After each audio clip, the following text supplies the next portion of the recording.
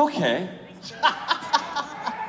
Well, back in 1982, after that tragic death of Randy Rhoads, which was crazy back then, because my father being a pilot, and just something like that happened was unfathomable. But I got called to finish that Diary of a Madman tour, and you know, we went out and we're all over the world actually, and it just threw me in, you know, in the thick of it all. But it was crazy times back. It was crazy times, and boy, I got some Ozzy stories. But what I want to share is like. We were in Dallas. We played the big Texas Jam in summertime in 1982, and we had a couple days off. And Ozzy, as soon as we got there, Ozzy was missing. Sharon's calling around. Where's Ozzy? Anybody seen Ozzy? He's like, no, nobody saw him. And then he showed up the morning of the show doing this big, huge festival for 80,000 people, right? And he had shaved his head. And Sharon goes, oh my God, we gotta get you a wig.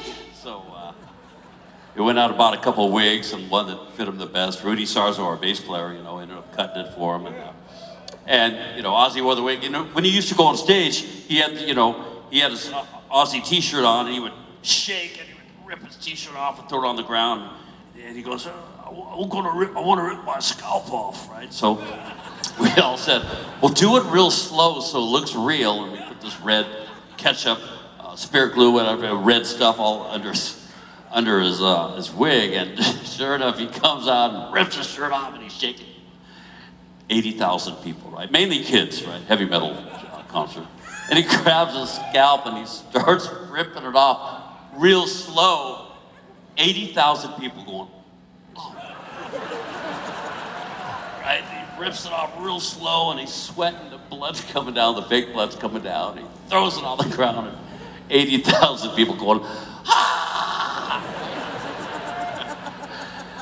So we actually did that, you know, before cell phones and everything. We were able to do that 2 nights.